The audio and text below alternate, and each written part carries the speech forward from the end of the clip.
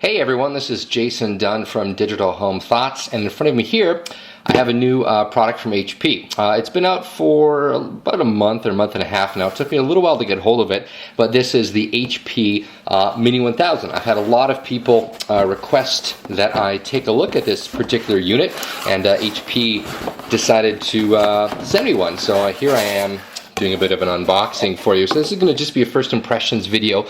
I haven't had a lot of chance to use this model yet. I've had a little bit of hands-on time with actually the Vivian Tam edition, which I'll show you separately in a different video, and that is the really gorgeous sort of fashioned version of this laptop. It has a really a very feminine design, but it's beautiful, really nice red color.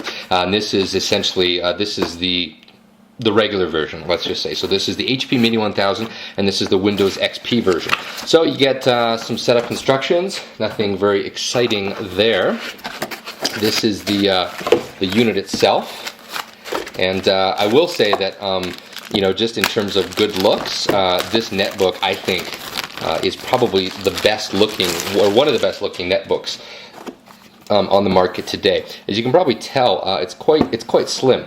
I'll be doing some size comparisons with the MSI Wind, which is really the only other netbook that I still currently have, but it has a really nice fit and finish, and the size is also not bad at all. So that's the protective cover.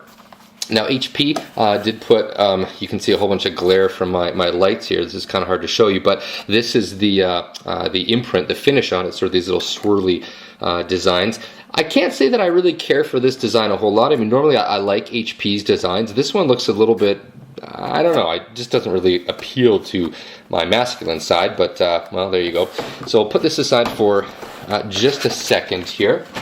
There's not a whole lot else that's inside the box, but I'll show you what is here. So we have an operating system CD or DVD. There is of course no optical drive in this unit, so if you need to reload it, you'll need to get a USB based optical CD. Comes with a little polishing cloth, which is a nice touch, because of course that surface gets very fingerprint ridden. Over here we have the battery. So it's kind of a neat battery. It's quite flat. I mean, HP really broke away from the norm. I mean, the battery in most every netbook out there is quite a bit thicker, and it's quite a bit longer. And they went ahead and did a very small, very slim battery. This is the it's a 3-cell battery, and I'm looking to try to see. It says that it's 26 watt hours.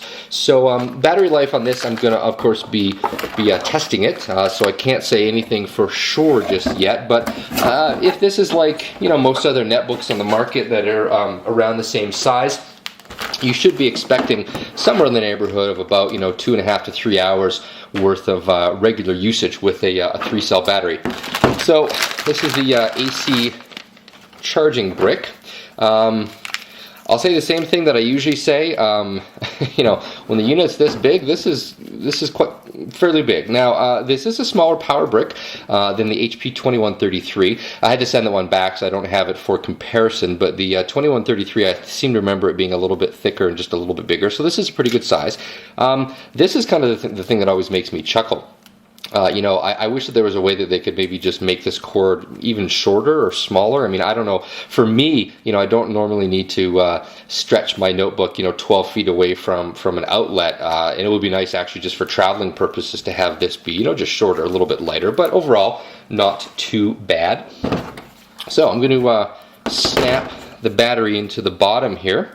It just sort of goes in like this. Goes in the bottom first, and then it clicks in, and then there's a little unlocking mechanism here. So let me just go through some of the basic ports on the unit. So this here is the front. So if we start over on the left hand side, we have the power outlet here. We have a USB port.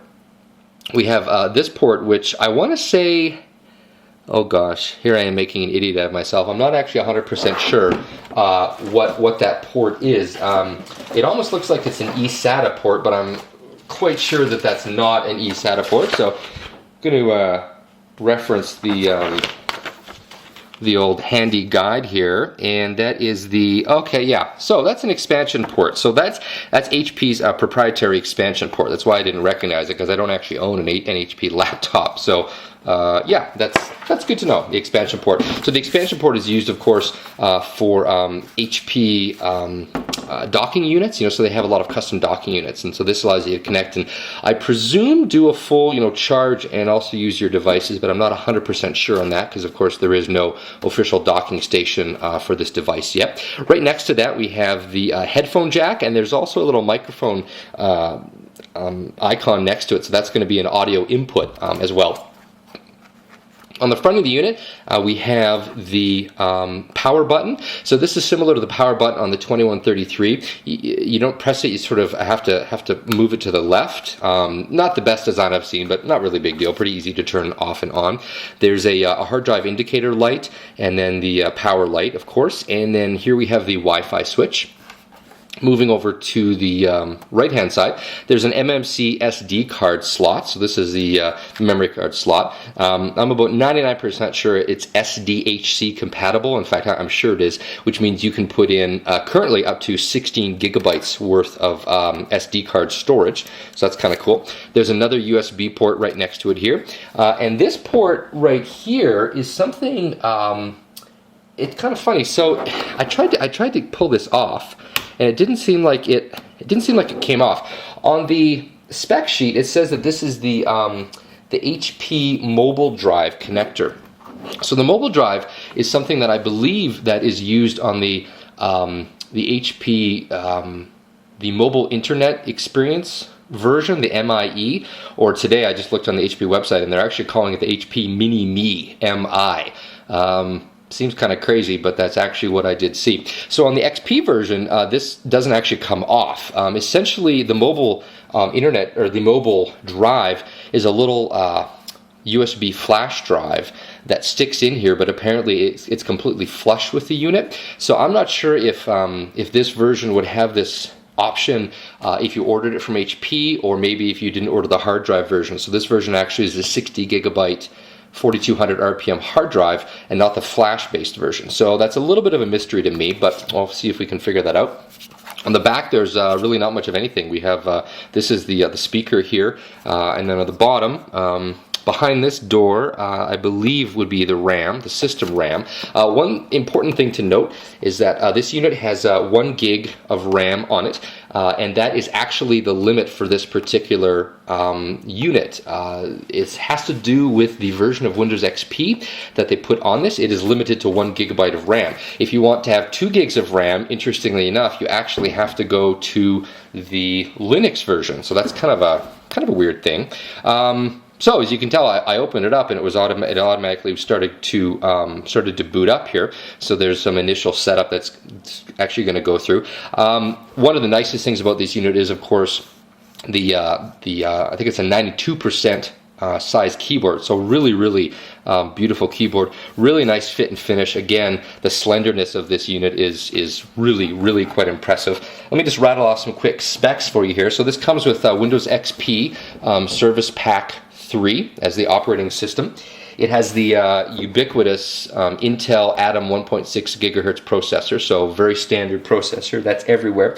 A 10.1 inch diagonal screen. The resolution is 1024 by 576.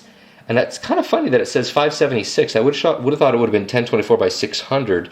So it's interesting. I don't know if HP did something a little bit strange with the with the screen there. You can hear it's playing a little bit of music.